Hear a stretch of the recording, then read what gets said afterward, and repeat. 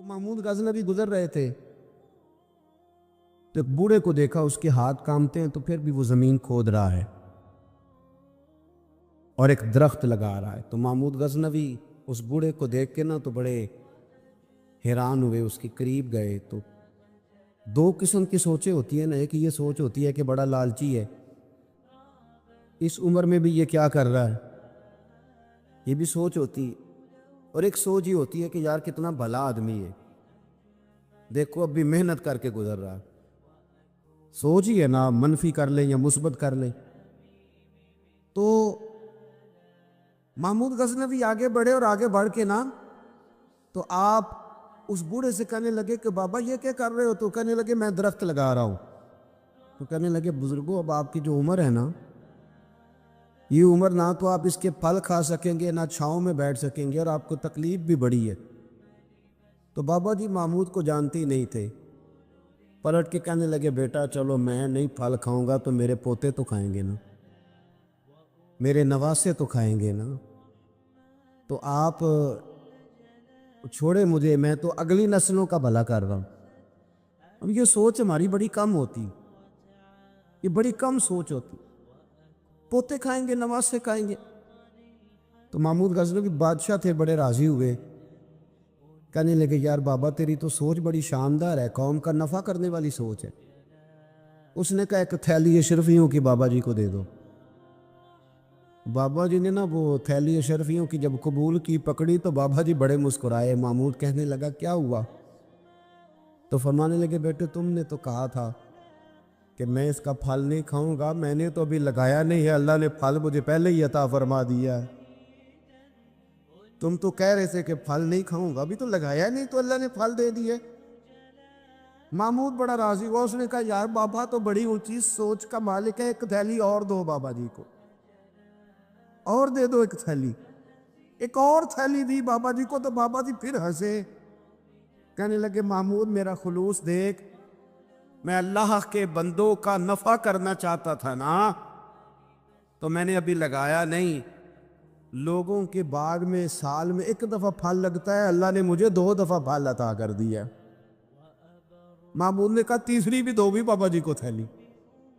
آپ سوچ تو بنائیں نا صاحب، ہم یہ سمجھتے ہیں کہ شاید یہ محدود ہو جائے گا، میں کسی کے بچے کو پڑھا دوں گا تو شاید وہ میرے بچے کا نصیب لے اڑے گا، میں کسی کو کچھ دے دوں گا تو شاید وہ ادھر سے آ کے تو ہمارا کام خراب کر جائے۔ او بھائی ایسا نہیں ہوتا، اس کو سمجھ، میرا رب تو بڑا کریم ہے، تو بانٹتا جاتا ہے تو اللہ تجھے نوازتا جاتا ہے، تو دیتا جاتا ہے تو اللہ تجھے عطا کرتا جاتا ہے۔ آپ یہ ذہن بنائیں، کسی کا فائدہ کرنے کا، کسی کا نفع کرنے کا، کسی کو کچھ دے ڈالنے، کسی کے اوپر رحمت کی برکھا برسانے کا آپ ارادہ کریں، اللہ تبارک و تعالیٰ آپ کو نواز دے گا۔ ہم جہاں بیٹھے ہوتے ہیں لوگوں کو ہماری ضرورت ہوتی ہے۔ حضرت عبداللہ ابن عمر رضی اللہ تعالیٰ عنہ نے 100 دینار الگ کر کے رکھا ہوا تھا، پورا 100 دینار، بہت بڑے پیسے ہوتے تھے اس زمانے میں۔ تو آپ کے بچے کہتے کہ ابا جی یہ پیسے سائڈ پہ کیوں رکھے ہوئے ہیں؟ تو فرماتے پتر یہ میں نے لوگوں کو ادھار دینے کے لیے رکھے ہوئے، خاصی مشکل بات نہیں کر دی میں نے، ہماری تو دکانوں پہ لکھا ہوا ہے ادھار بند ہے، موٹا کر کے لکھا ہوا ہے ادھار بند ہے، یعنی نقد والے آ جاؤ، ادھار والے بالکل نہ آنا۔ تو ادھار کون لیتا ہے؟ امیر آدمی۔ اور بھائی سنیں، ادھار کون لیتا ہے؟ غریب آدمی۔ اور ہمارا کیا حال ہے کہ ہم کہتے ہیں بھئی وہ یہ نہیں کہہ رہا کہ مجھے بھیک دے دو، وہ کہہ رہا یار ذرا مہربانی کرو، میں یہ مجھے ایک دوست کہنے لگے کہ وہ کیا بنا ہے، سنا تھا ایک شخص کو پھانسی ہونے لگی، عدالت کا فیصلہ ہے۔ میں نے کہا یہ وہ لوگ تبصرہ کرتے جو پیٹ بھر کے روٹی کھاتے، یہ ان لوگوں کا تبصرہ ہے، وہ پیٹ بھر کے روٹی کھاتے، رات تبصرہ کریں گے، فیس بک پہ اپنی رائے دیں گے۔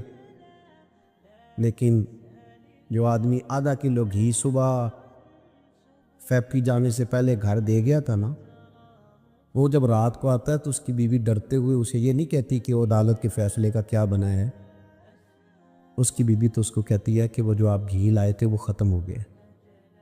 اور سویرے بچوں نے جب سکول جانا ہے تو پراٹھے بنانے کے لیے میرے پاس گھی کوئی نہیں.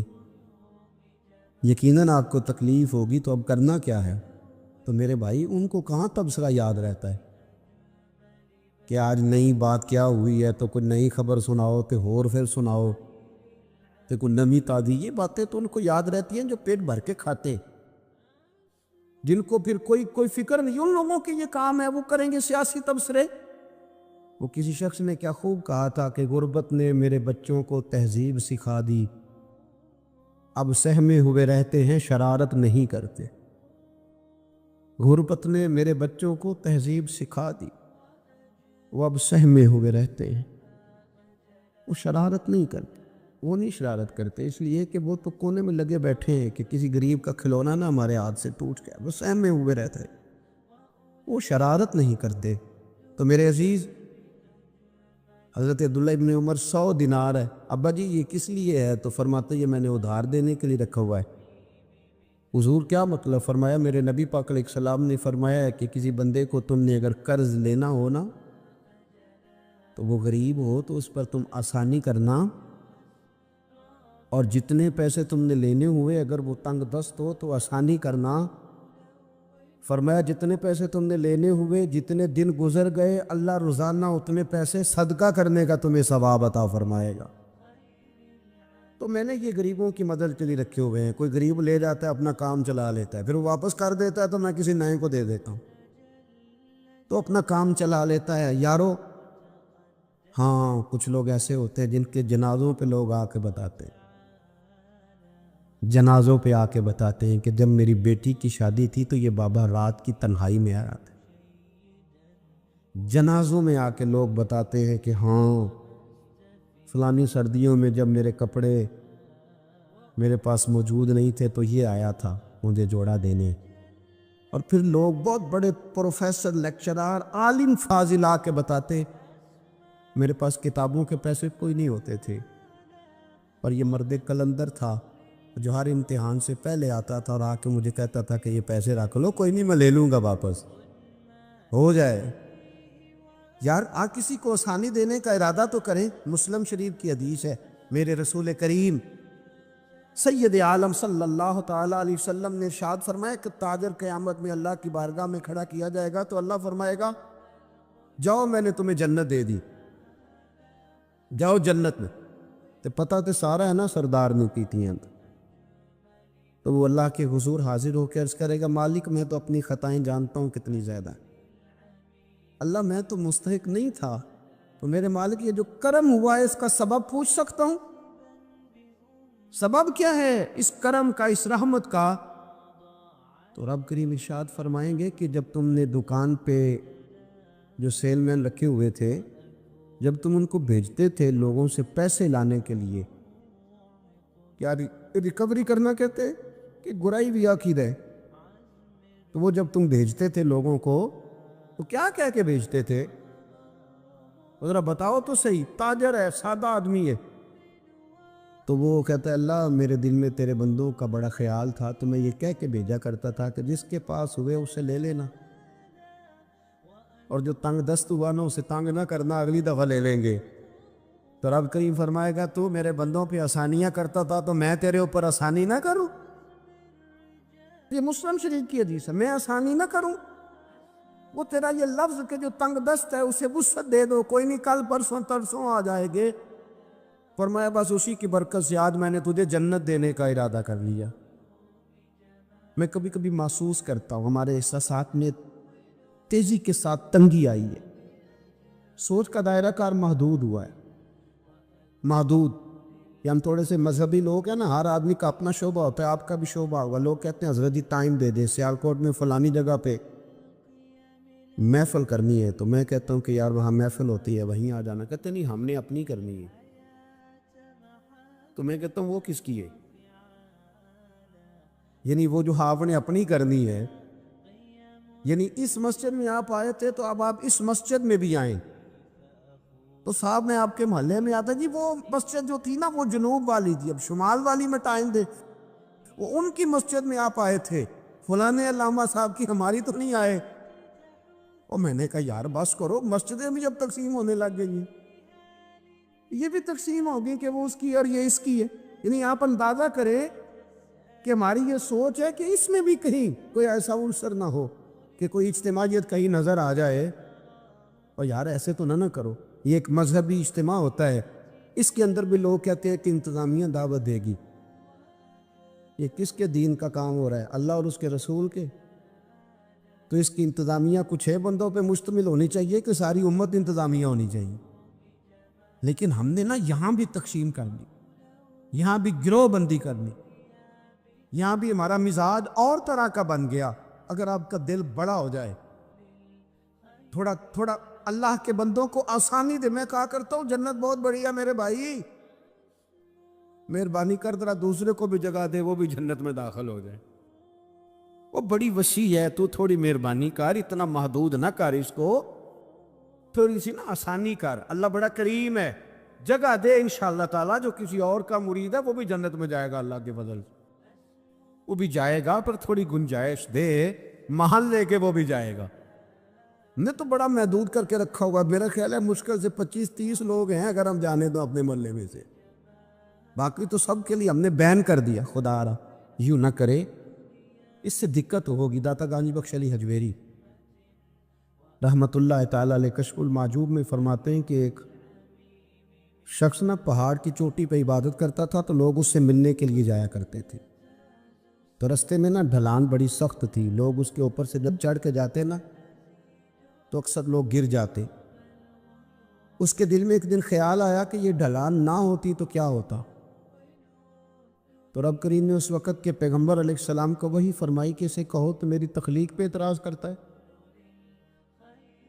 نہ ہوتا تو کیا ہوتا. فرمایا اسے کہہ دو کہ تیرا نام میں نے اپنے نیک بندوں کی صف سے کاٹ کر نافرمانوں کی صف میں لکھ دیا. وہ کہہ دو. اللہ کے نبی نے پیغام دیا تو وہ سجدے میں گر گیا. وہ تجھے کیا ہوا؟ کہنے لگا حضور آپ نے کہا ہے نا کہ اللہ نے میرا نام لیا ہے. میں کہاں, اور میرے رب نے میرا نام لے لیا ہے. حضور چلے, میں تو سمجھتا تھا میں کسی کھاتے میں نہیں, اللہ نے میرا نام لے لیا, یعنی میرا نام. اسے تو وجد ہو گیا. وہ پیغمبر کی بارگاہ میں عرض کرنے لگا حضور آپ میرا پیغام اللہ کی حضور عرض کر دیں گے؟ کہا ہاں میں کہہ دوں گا. تو وہ عرض کرتا ہے حضور اللہ کی بارگاہ میں یہ عرض کیجئے کہ یا اللہ میرے لیے جہنم کا فیصلہ تو ہو ہی گیا ہے, لیکن مالک میرا دل کرتا ہے کہ میرا وجود اتنا بڑا کر دے, اتنا بڑا کر دے, تو قادر ہے اتنا بڑا کر دے کہ ساری دوزخ میں ہی پورا آ جاؤں. اللہ میرا دل نہیں کرتا تیرا کوئی اور بندہ جہنم میں جائے. میری طبیعت نہیں مانتی کہ تیرے محبوبوں کا کلمہ پڑھنے والے, تیرے نبیوں کا کلمہ پڑھنے والے دوزخ میں چلے جائے. اللہ تو ساری دوزخ میرا وجود بڑا کر کے نہ تو بھر دے. آواز قدرت آئی, نبی سے فرما دیجئے کہ یہ اگر میرے بندوں سے اتنا پیار کرتا ہے تو میں اس سے پیار نہ کروں. اسے کہہ دیجئے اس کے گناہ بھی بخش دیے, اسے ولیوں میں بھی شامل کر لیا, اور قیامت میں یہ جس کی سفارش کرے گا اللہ سب کو جنت عطا کر دے گا. پر یہ ہے کہ پروگرام ہی نہیں ہے. اتنی محدود سوچ. تھوڑا تھوڑا پیار کریں, تھوڑی تھوڑی محبتوں میں وسعت لائیں. آپ تھوڑا شوق جمع کریں اپنا. آپ یہ مزاج بنائیں کہ مجھے اللہ کے بندوں سے محبت کرنی ہے. علامہ اقبال کہنے لگے خدا کے بندے تو ہیں ہزاروں, اور بنوں میں پھرتے ہیں مارے مارے.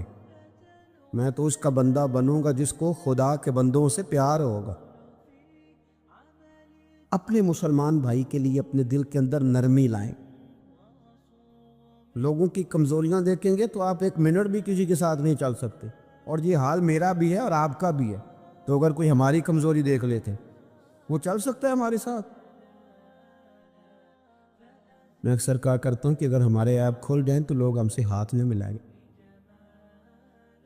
اگر ہمارے اندر کی باتیں کبھی باہر نکل آئیں تو شاید لوگ ہمیں ملک بدر کر دے کہ تم اس قابل نہیں ہو کہ دھرتی پہ رہ سکو. تو یارو اتنی کمزوریوں کے باوجود اگر اللہ نے ہماری پردہ پوشی کی ہے تو چل تو بھی کسی کی کمزوری کے باوجود اس کے ساتھ نیکی کر. تو بھی اس کی کمزوری. میں نے ایک ہاسپٹل میں ایک نوجوان کو دیکھا, ڈاکٹروں کے آنے پر بھی لوگ خوش ہوتے ہیں, ایک دفعہ میں ایک ہاسپٹل میں بیٹھا تھا تو ایک نوجوان آیا، تو میں نے دیکھا اسے دیکھتے ہی لوگ خوش ہونے لگے، اور کوئی علامہ صاحب نہیں، صوفی صاحب نہیں، پیر صاحب نہیں، کلین شیف آدمی ہے۔ ابھی میں نے عجیب سے اس کے احوال دیکھے، وہ کسی کو کھانا دیتا، کوئی بچہ ہوتا تو اس کو ٹافیاں دیتا، کسی کو کہتا کہ وہ تیری رپورٹ آ گئی اور کچھ بھی نہیں آیا تو ایسے ہی ٹینشن لے رہا، کسی کو کوئی جملہ کہہ دیتا، کسی کو کوئی جملہ کہہ دیتا۔ وہ اپنی مستی میں آیا، آ کے چلا گیا، تو میں نے پوچھا یہ کون ہے؟ کہنے نہیں کوئی بھی نہیں، ویسے اس کا شوق ہے، یہ آ جاتا ہے۔ تو میں نے کہا یہ ویسے ہی نہیں ہے، یہ اللہ کا کوئی خاص بندہ ہے۔ جو لوگ بستروں پہ مایوس پڑے ہوں، وہ جس کا چہرہ دیکھ کے خوش ہو جائیں۔ میرے رسول پاک نے فرمایا ہے کہ اگر تو نے میرے کے دل میں خوشی ڈال دی تو اللہ تجھے